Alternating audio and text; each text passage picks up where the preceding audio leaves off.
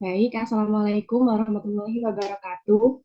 Kami dari kelompok 5 kelas advokasi kesehatan C, akan menjelaskan mengenai penentuan institusi kemitraan dan perannya dalam advokasi kesehatan. Berikut ini merupakan anggota kelompok kami.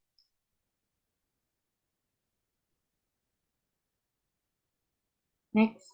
Nah, jadi untuk latar belakangnya ini, kesehatan itu merupakan hak untuk setiap manusia. Kemudian, jika dilihat dari hasil sensus penduduk tahun 2020 itu menunjukkan bahwa jumlah penduduk Indonesia itu mayoritas merupakan penduduk usia produktif, yakni sebesar 70,72%. Namun, ternyata persentase kelompok usia lansia juga mengalami peningkatan seiring dengan peningkatan usia harapan hidup di Indonesia. Maka dari itu, hal tersebut itu perlu dimanfaatkan agar dapat merasakan manfaat dari bonus demografi. Salah satunya dengan melakukan pembangunan kesehatan. Nah, pembangunan kesehatan ini bertujuan untuk meningkatkan status kesehatan masyarakat Indonesia. Nah, untuk status kesehatan masyarakat itu dapat dilihat dari nilai IPKM atau Indeks Pembangunan Kesehatan Masyarakat. Untuk di Indonesia mengalami peningkatan dari 2013 ke 2018. Maka dari itu perlu untuk mempertahankan peningkatan tersebut, salah satunya dengan melaksanakan upaya kesehatan. Nah, untuk upaya kesehatan itu memerlukan strategi promosi kesehatan, salah satunya adalah advokasi. Di dalam advokasi itu juga memerlukan beberapa pendekatan, salah satunya adalah membangun kemitraan. Nah, hal tersebut itu yang melatar belakangi kami untuk mengetahui lebih lanjut mengenai penentuan institusi kemitraan dan perannya dalam advokasi kesehatan.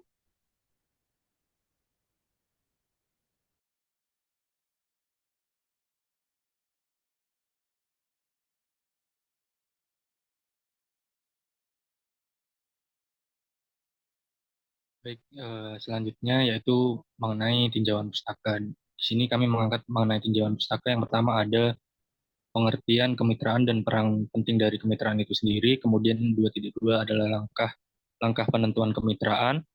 Kemudian ada sasaran kemitraan dalam bidang kesehatan. Kemudian peran mitra dalam bidang. Kemudian ada potensi mitra dalam bidang kesehatan. Lalu jejaring dalam kemitraan.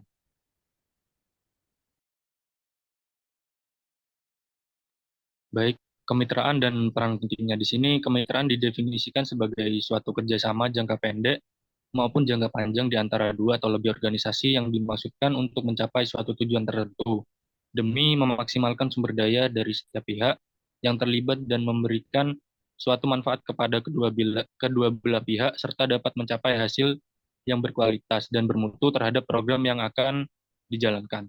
Nah, kemudian kemitraan di sini memiliki suatu peran yang penting, yaitu seperti dengan adanya kemitraan, diharapkan dapat memberikan suatu kontribusi dalam pengembangan program. Kemudian dapat meningkatkan kualitas program, serta dapat memperluas jaringan, lalu dapat meningkatkan efektivitas dan efisiensi dalam menjalankan suatu program.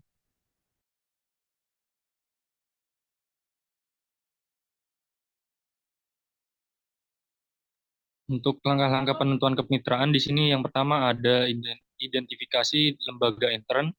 Kemudian yang kedua terdapat tahap sosialisasi, yang ketiga terdapat tahap perencanaan, dan yang keempat tahap kesepakatan dan kesepahaman.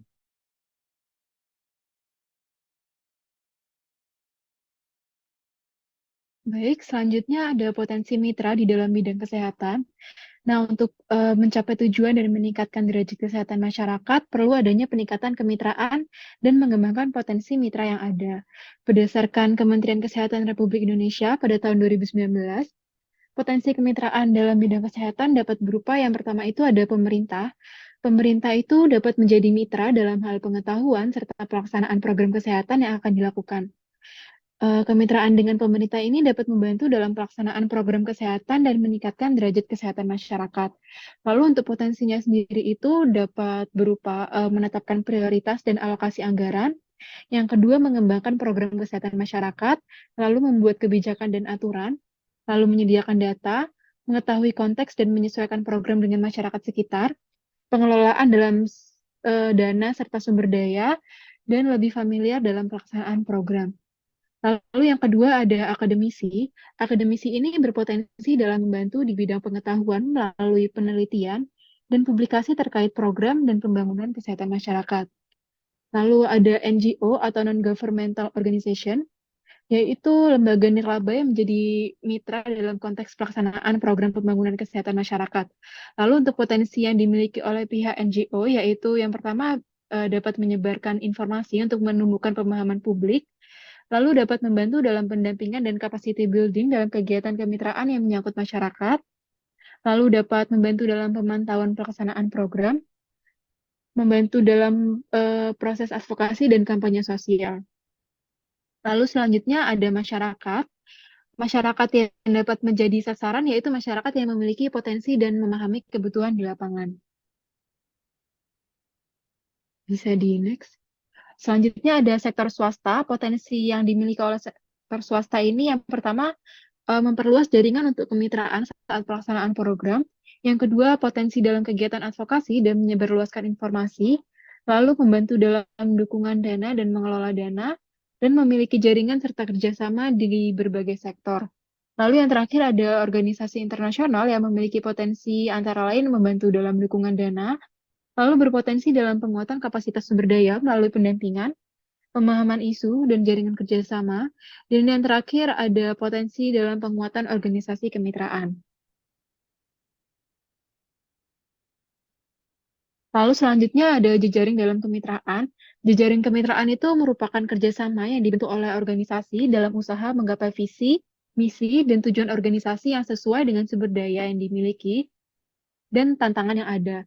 Lalu dalam bidang kesehatan, jejaring ini diperlukan dalam mendapatkan dukungan politis, dana, serta kebijakan dalam melaksanakan pelayanan di bidang kesehatan. Pembentukan jejaring ini dapat menjadi awal dalam mengembangkan hubungan dan kerjasama antar organisasi untuk saling mendukung dalam upaya mencapai tujuan bersama. Dalam mengembangkan jejaring kemitraan, perlu adanya komitmen serta dukungan dari berbagai pihak yang akan membantu dalam program pembangunan kesehatan. Beberapa cara yang dapat dilakukan dalam pengembangan jejaring kemitraan itu bisa mengadakan pertemuan rutin dengan berbagai pihak untuk membahas masalah keberlanjutan program yang akan dilaksanakan, melakukan pencatatan dan pelaporan dari setiap program yang akan dan telah dilaksanakan, dan melakukan komunikasi reguler dengan berbagai mitra.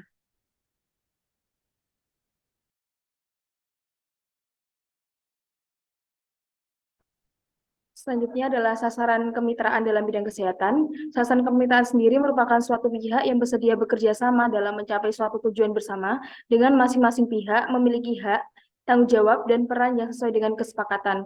Dengan adanya kerjasama dengan mitra ini, maka akan mewujudkan kebersamaan antar anggota sehingga menghasilkan hal-hal yang menuju perbaikan kesehatan masyarakat atau secara umum berdampak pada kesejahteraan masyarakat. Dalam Kemenkes tahun 2019 dijelaskan bahwa mitra dalam bidang kesehatan terdiri dari yang pertama dapat dari masyarakat, instansi pemerintah, dunia usaha, pemuka atau tokoh masyarakat, kader lintas sektor, organisasi kemasyarakatan, lembaga swadaya masyarakat atau LSM, organisasi profesi, institusi pendidikan, kelompok peduli kesehatan, donatur, serta pengelola media massa. Kemitraan sendiri sangat penting bagi di dunia kesehatan karena tentunya permasalahan kesehatan dapat muncul akibat adanya pengaruh dari beberapa sektor. Next. Yang selanjutnya adalah peran mitra dalam pembangunan kesehatan. Keterlibatan atau peran dari mitra dalam pelayanan kesehatan dan pencapaian program kesehatan sangat penting dalam mencapai tujuan dengan adanya kerjasama semua pihak. Dari Kemenkes tahun 2019, harapan dengan adanya peran para mitra ini adalah yang pertama adalah inisiator atau sebagai pemrakarsa kemitraan dalam menanggulangi masalah kesehatan. Yang kedua, advokator sebagai pihak yang mampu berkomunikasi untuk memberikan dukungan terhadap upaya pemecahan masalah kesehatan masyarakat. Yang ketiga, sebagai katalisator, yaitu agen perubahan yang dapat berpengaruh baik terhadap kesehatan masyarakat. Yang keempat, sebagai fasilitator yang berperan dalam memfasilitasi serta memberi kemudahan sehingga kegiatan advokasi kesehatan dapat berjalan dengan baik. Yang kelima, sebagai donatur, memberikan dana dalam membantu terlaksananya program kesehatan. Yang keenam, sebagai pendukung sumber daya, yaitu pemberi dukungan sumber daya yang disesuaikan dengan kebutuhan, keadaan, serta masalah, dan disesuaikan juga dengan potensi yang dimiliki sehingga dapat membantu dalam kelancaran pelaksanaan program. Yang ketujuh, sebagai penggerak masyarakat, yaitu mengajak masyarakat untuk dapat ikut serta dan terlibat aktif dalam program dalam mencapai tujuan pemberdayaan. Yang kedelapan, sebagai dinamisator, yaitu penggerak kemitraan yang dapat diwujudkan melalui pertemuan, kegiatan, maupun program-program kesehatan. Yang kesembilan, sebagai komunikator, yaitu pihak yang memprakarsai komunikasi mengenai penyuluhan kesehatan untuk masyarakat secara luas, maupun menyusun proses komunikasi yang sesuai dalam suatu program kesehatan tertentu. Yang ke-10 sebagai motivator, yaitu memberi motivasi bagi berjalannya program kesehatan maupun keberlanjutan suatu program kesehatan. Yang ke-11 sebagai pembimbing teknis, dan yang terakhir adalah sebagai pengembang model promosi kesehatan.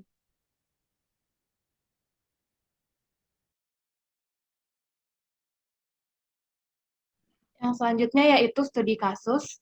Studi kasus pertama yaitu judul artikelnya Analisis Advokasi dan Kemitraan ASI Eksklusif. Penulisnya yaitu Armalia Reni Wijayanti Ananda, Muhammad Renandi Ekatama, Ahmad Jamil, dan Dian Utama Pratiwi Putri. Artikel ini membahas tentang pemberian edukasi kepada masyarakat, khususnya ibu menyusui bayi 0-6 bulan tentang pentingnya ASI eksklusif. Advokasi ini dilakukan oleh Dinas Kesehatan Kabupaten Pesawaran di Kabupaten Pesawaran pada tahun 2020. Next. Alasan diadakannya advokasi ini yaitu ASI eksklusif mengandung kebutuhan nutrisi bayi yang dapat menurunkan risiko infeksi akut pada anak. Dengan demikian, diperlukan advokasi kesehatan terkait pemberian ASI eksklusif untuk meningkatkan pengetahuan masyarakat sehingga capaian ASI eksklusif akan meningkat. Dalam pelaksanaan advokasi ASI eksklusif, Dinas Kesehatan Kabupaten Pesawaran menjalin kemitraan lintas sektor seperti dengan pemerintah daerah Kabupaten Pesawaran, tenaga terlatih konselor ASI di Puskesmas, kader, serta bidan desa di Posyandu. Kemitraan tersebut dijalin untuk pelaksanaan kegiatan program ASI eksklusif, yaitu konselor ASI, sweeping laktasi, fasilitasi laktasi, serta penyuluhan atau sosialisasi ASI eksklusif di Posyandu. Next. Dalam kegiatan advokasi ini, pembagian peran institusi kemitraan yaitu yang pertama, Dinas Kesehatan Kabupaten Pesawaran berperan sebagai inisiator dan advokator dalam advokasi ini. Dinkes Kabupaten Pesawaran telah menerapkan Peraturan Presiden Nomor 33 Tahun 2012 tentang pemberian ASI eksklusif melalui kemitraan lintas sektor dengan kader dan tokoh masyarakat, serta telah menyusun program advokasi ASI eksklusif. Lalu yang kedua ada pemerintah daerah Kabupaten Pesawaran yang berperan sebagai fasilitator melalui penyediaan fasilitas khusus laktasi di tempat kerja dan sarana umum bagi ibu menyusui. Yang ketiga yaitu konselor ASI yang merupakan tenaga terlatih yang sudah memiliki sertifikat pelatihan konseling menyusui yang berperan sebagai katalisator dalam kegiatan ini. Lalu ada kader berperan sebagai penggerak masyarakat dan katalisator dalam kegiatan sweeping laktasi. Kader bertugas untuk memastikan ibu pasca bersalin melakukan proses menyusui dan melaporkan kendala yang ada dalam proses menyusui untuk segera mendapatkan konseling yang dibutuhkan. Yang terakhir ada bidan desa berperan sebagai katalisator, penggerak masyarakat, dan komunikator dalam kegiatan penyuluhan atau sosialisasi ASI eksklusif yang dilakukan di Posyandu. Bidan desa menggerakkan masyarakat serta stakeholder dalam hal dukungan dan perlindungan kepada ibu menyusui, mengedukasi dan menyebarkan informasi mengenai manfaat ASI eksklusif, serta melakukan pendampingan kepada ibu sejak masa kehamilan. Next.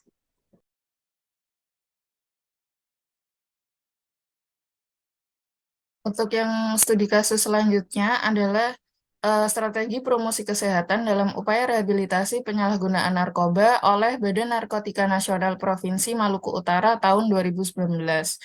Penulis dari artikel ini adalah Namira Ramli dan Agustin Rahayu yang dipublikasi pada tahun 2020. Artikel ini berisi tentang menganalisis advokasi, bentuk kemitraan, dan pemberdayaan masyarakat yang dilakukan oleh BNNP Maluku Utara dalam upaya rehabilitasi penyalahgunaan narkoba.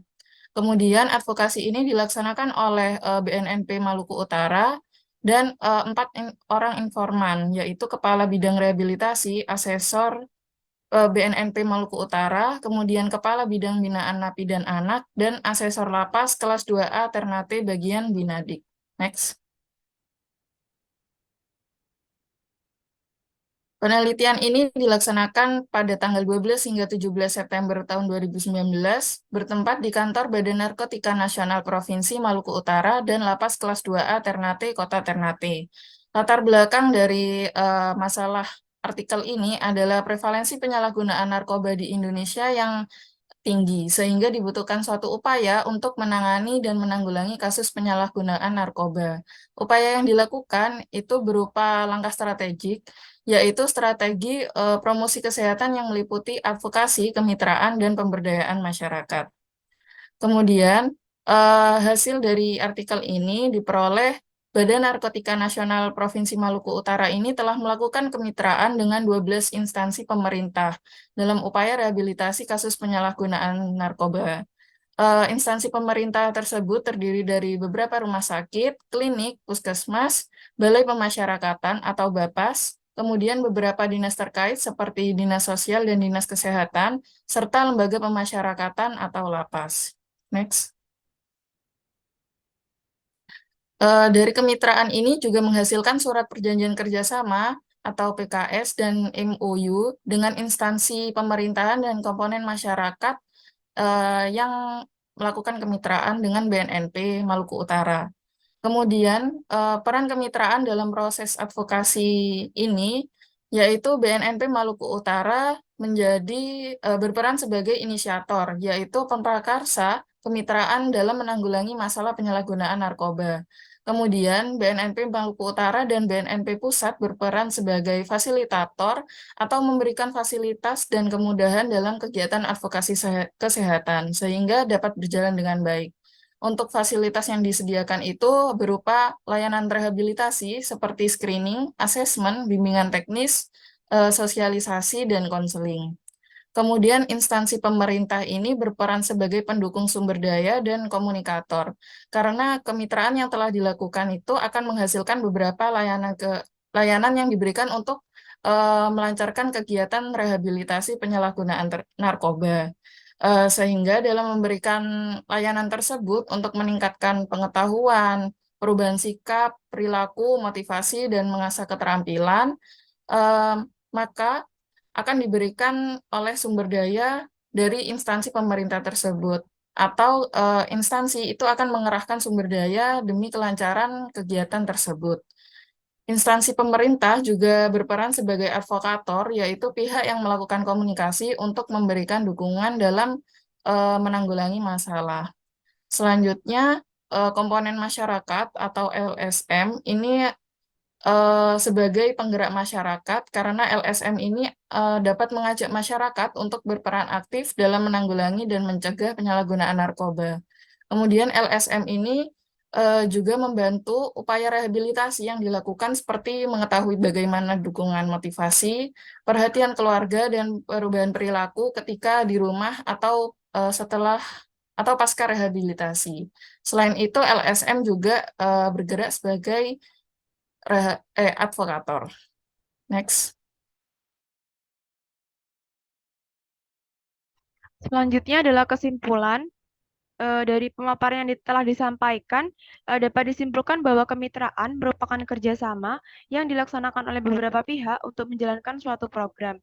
Penentuan kemitraan terdiri dari 4 langkah, yaitu identifikasi inter lembaga, tahap sosialisasi, tahap perencanaan, dan tahap kesepakatan dan kesepahaman. Nah, sasaran pemitraan dalam bidang kesehatan terdiri dari 3 unsur pokok, yaitu pemerintah, swasta atau perusahaan, dan unsur organisasi non-pemerintah. Peran mitra yang terlibat dapat terbagi menjadi beberapa bentuk seperti inisiator, advokator, katalisator, fasilitator, donatur, pendukung sumber daya, penggerak masyarakat, dinamisator, komunikator, motivator, pembimbing teknis, serta pengembang model promosi kesehatan. Mitra yang terlibat berperan untuk terlibat aktif, memberi dukungan, melaksanakan kegiatan, serta menjadi panutan selama program berlangsung. Nah, setiap mitra yang terlibat memiliki potensi yang berbeda-beda, sehingga peranan yang dimiliki juga berbeda sesuai dengan potensinya. Nah, jejaring kemitraan sangat penting agar tujuan bersama dapat tercapai. Terdapat beberapa upaya agar pengembangan jejaring kemitraan dapat terlaksana dengan baik, seperti pelaksanaan pertemuan rutin, pencatatan dan pelaporan kegiatan, serta komunikasi reguler dengan setiap mitra. Penentuan kemitraan dan peranannya dalam advokasi kesehatan harus dilaksanakan dengan tepat agar setiap mitra yang terlibat dapat melaksanakan tugasnya dengan baik, sehingga tujuan bersama dapat tercapai. Penentuan peran pada mitra terlibat harus memperhatikan potensi yang dimiliki oleh setiap mitra, sehingga pembagian peran dapat terlaksana secara adil, efektif, dan efisien. Selain itu, jejaring kemitraan perlu diperhatikan agar kerjasama mitra selalu terbentuk, dan apabila terdapat ketidaksepakatan dapat segera diluruskan bersama. Sekian presentasi dari kelompok kami. Apabila terdapat kesalahan atau kekurangan, mohon dimaafkan. Wassalamualaikum warahmatullahi wabarakatuh.